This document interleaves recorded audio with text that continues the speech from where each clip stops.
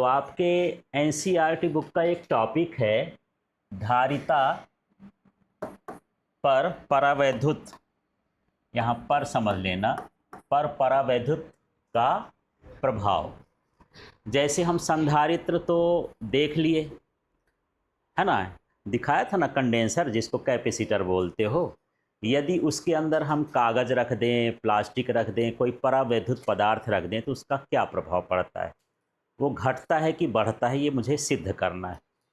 ठीक है, तो देखिए क्वेश्चन यदि परीक्षा में आया तो इस तरह से भी आ सकता है।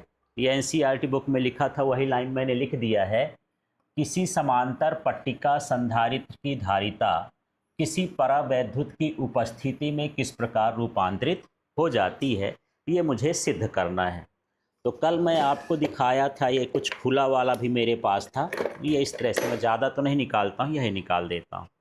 इसमें देखो संधारित्र में तो सिर्फ 2 चालक की ज़रूरत पड़ती है, 2 प्लेट ना चाहिए, लेकिन इसके साथ साथ ये लिपटा हुआ है, ये इसका क्या कहलाया, परावैद्युत पदार्थ। किसी भी का इसको फोड़ करके आप देखेंगे, सब में यही आपको निकलेगा। 2 तार है, एक तार में एक प्लेट जुड़ी है, दूसरी तार में दूसरी प्लेट जुड़ी है, और उसके बीच में क्या भरा हुआ है, चारों तरफ परावैद्युत पदार्थ। तो हम क्यों भरते हैं, इसका प्रभाव क्या क्या है, ये हमको जानना है।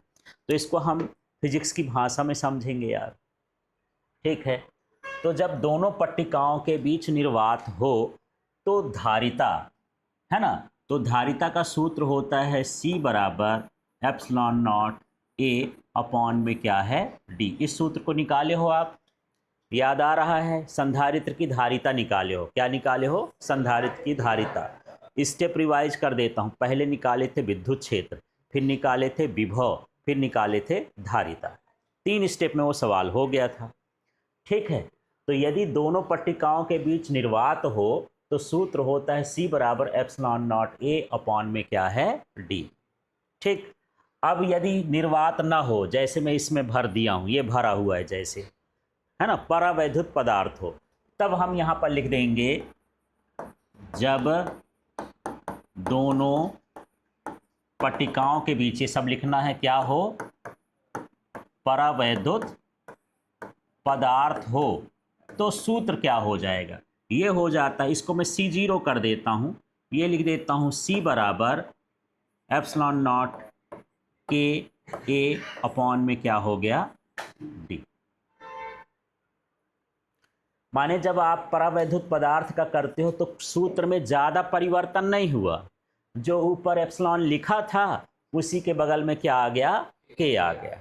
और कुछ फर्क पड़ रहा है क्या, यदि K हटा दिए तो ये निर्वात का बन गया, और K लगा दिए तो किसका बन गया, परावैद्युत पदार्थ का। अब हमारे पास ये पहला समीकरण हो गया, ये वाला दूसरा समीकरण हो गया। अब जो निर्वात के लिए होता है ना, अधिकतर हम वहाँ पर क्या करते हैं, एप्सिलॉन नॉट लगा देते हैं। क्या लगाते हैं, एप्सिलॉन नॉट, माने 0 लगा रहता है, C0। जहाँ भी 0 लग जाए फिजिक्स में, उसको यहाँ पर क्या समझना है, निर्वात। ठीक है, और ये माध्यम का हो गया, किसी मीडियम का हो गया। तो मैं सोच रहा हूँ कि इसमें दोनों का क्या कर दूँ, भाग कर दूँ। तो यहाँ पर हम क्या करेंगे, समीकरण 2 बटे समीकरण 1 करने पर यह क्रिया कैसे करते हैं, कुछ लोगों को यही नहीं पता, इस स्टेप के बाद फंस जाते हो। तो ज़्यादा कठिन नहीं है, ये पहले मैं क्या लिखा हूँ, 2 नंबर का, 2 नंबर में बराबर का इधर का देख लो, क्या लिखा है C, तो यहाँ पर क्या मैं लिख दूंगा C। फिर क्या लगा है, बटे, तो यहाँ बटा लिख दिया। फिर बटे में क्या लिखा है, 1 नंबर, 1 नंबर के देखो बराबर की इधर का क्या लिखा है, C0, तो ये हो गया C0, है ना। आगे बढ़ जाते हैं, फिर से अब हम उस तरफ का देखेंगे। तो पहले किसका देखोगे, 1 नंबर की 2 नंबर, ये 2 बटे 1 है ना, तो 2 नंबर में क्या लिखा है, देखो ये लिखा है एप्सिलॉन के A, और बटे में क्या लिखा है D। ठीक है, कोई डाउट है। फिर इस पूरे के बटे मुझे लिखना है, क्या लिखना है, 1 नंबर, 1 नंबर में क्या है, एप्सिलॉन नॉट A अपॉन में क्या है D। ठीक है, देखो ये बटे वाला बटे से ही कट जाएगा, अब ऊपर वालों को ऊपर से काटेंगे, ये एप्सिलॉन इससे कट जाएगा एप्सिलॉन, और ए से क्या कट गया, ए कट गया। ठीक है, यदि आपको ये काटना समझ में नहीं आ रहा है तो आप जो छोटी क्लास में पढ़े हो उसको भी बता देता हूँ। ये है एप्सिलॉन नॉट के ए अपॉन में क्या लिखा है, डी, ऊपर का लिख दिया। जब नीचे का लिखते हैं तो उल्टा करके ना लिखते हैं, तो ये डी ऊपर चला जाएगा, डी, और ये हो गया एप्सिलॉन नॉट ए। अब मन पड़े तो ऐसा ऐसा काट लेना, ऊपर नीचे काटते आपसे ज़्यादा अच्छा आता है, ऐसे भी आएगा तो वही, चाहे ऐसा काट लो चाहे ऐसा काट लो।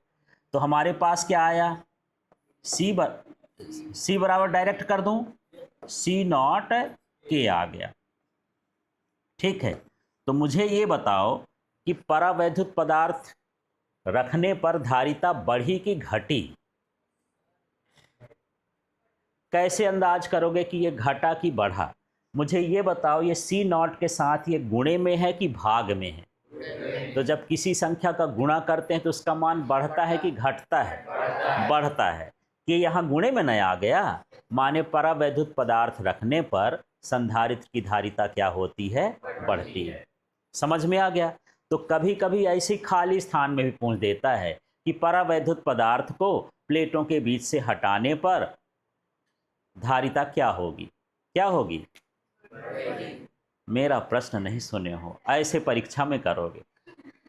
मैं क्या बोला हूँ, प्लेटों के बीच परावैद्युत पदार्थ को हटाने पर क्या होगा, भरने पर नहीं। क्या पूछा हूँ मैं, हटाने पर, तो क्या होगा, घट जाएगी। और वहीं पर आ जाए रखने पर तो क्या हो जाएगा, बढ़ जाएगा। प्रश्न दोनों तरह का पूछ देता है। ठीक है, ये आपको समझना है। क्लियर हो गया? तो अब देखो कैसे करना है, बड़ा सरल सा है। सबसे पहले निर्वात के लिए सूत्र लिखोगे तो क्या लिखोगे, C बराबर एप्सिलॉन नॉट ए अपॉन में क्या है, डी। फिर लिखोगे परावैद्युत पदार्थ के लिए तो क्या होगा, C बराबर एप्सिलॉन नॉट के ए अपॉन में क्या है, डी। फिर जो दूसरा वाला समीकरण आएगा उसको पहले वाले से भाग कर देना। भाग करने पर ये इस तरह से हल करोगे, है ना। उसको तो याद नहीं करना है, वो तो करना या है, क्रिया दिखाना है इसमें, तो इस तरह से मान आ जाएगा। ये बताता है कि परावैद्युत पदार्थ को रखने पर संधारित्र की धारिता बढ़ती है, इसलिए जितने भी संधारित्र बनाए जाते हैं वो बिना परावैद्युत पदार्थ के नहीं बनाए जाते, सब में ये लगा रहेगा। ठीक है, अब चलिए इससे रिलेटेड कुछ चीज़ें और हैं, उनको देख लेते हैं। तो यहाँ पर देखना, किसी पदार्थ का परावैद्युतांक एक से ज़्यादा होता है, हमेशा कितना होगा, एक होगा, या एक से कैसा होगा, ज़्यादा। मैं दोनों यहाँ पर लगा देता हूँ, बराबर या बड़ा। इसको क्या पढ़ेंगे, बराबर या बड़ा। एक से छोटा परावैद्युतांक नहीं हो सकता। तो इसको बताने का क्या मतलब है, कभी कभी परीक्षा में प्रश्न पूछ देता है और ऑप्शन दे देता है कि मान लो यहाँ पर अभ्रक है, उसका परावैद्युतांक होगा, ऑप्शन में दे दिया 0.2, 0.3, 0.7, फिर एक ठो दे दिया 4। क्या सही होना चाहिए? 0.37 क्यों नहीं होना चाहिए? क्योंकि ये एक से क्या है, कम है। एक से कम परावैद्युतांक का मान नहीं होता है। ठीक है, तो उससे अंदाजा कर सकते हो। अब देखिए, अतः संधारित्र की पट्टिकाओं के बीच यदि कोई परावैद्युत पदार्थ पूर्णतः भर दिया जाए तो धारिता में क्या होती है, वृद्धि होती है। रेड वाले को पकड़ लेना, परावैद्युत पदार्थ माने धारिता में वृद्धि। रखोगे तो वृद्धि हो जाएगी, हटाओगे तो क्या हो जाएगी, कमी हो जाएगी। ठीक है, ये समझना है। अब देखो यहाँ पर ये जो ई अपॉन एप्सिलॉन नॉट लिखा है, या समझो के ही है ना, इसको हम परावैद्युतांक कहते हैं। के माने क्या है, परावैद्युतांक। पर परावैद्युतांक की परिभाषा क्या है उसको देखते हैं। तो आप सूत्र भर देखो, इसको बोलते हैं माध्यम की विद्युतशीलता, और ये 0 लिखा है तो ये है निर्वात की विद्युतशीलता।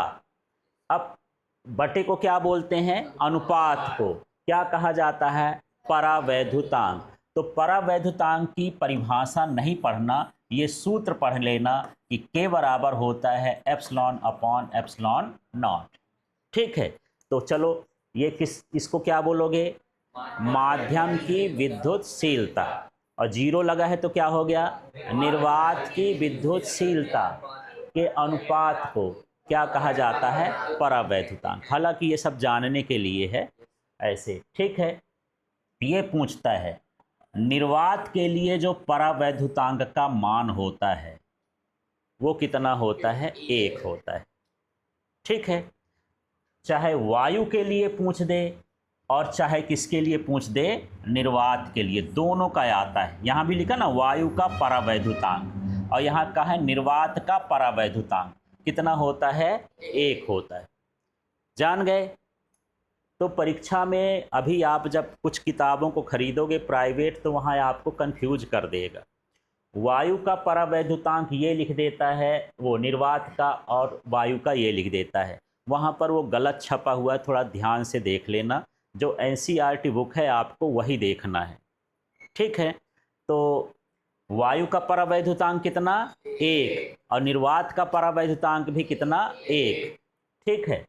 अब निर्वात की विद्युतशीलता ये होती है एप्सिलॉन नॉट बराबर 8.854 गुणे 10⁻⁻12 कूलाम स्क्वायर प्रति न्यूटन मीटर स्क्वायर। ये पहले चैप्टर में भी था, इसका मान लिखने के लिए आ जाता है। माने ये समझने वाली चीज़ नहीं है, याद करना है इस वैल्यू को। एप्सिलॉन नॉट का मान कितना होता है? 8.854 गुणे 10⁻⁻12, ठीक है। मात्रक दिया रहता है। धातुओं का जो परावैद्युतांक है वो क्या होता है? अनंत होता है।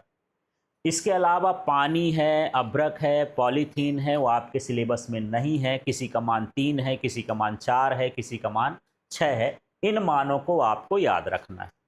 तो अब निर्वात के लिए 2 चीज़ें हो गई। निर्वात का परावैद्युतांक पूछेगा तो 1, और निर्वात की विद्युतशीलता पूछेगा तो 8.854 गुणे 10⁻⁻12, ठीक है। ये याद रखना है।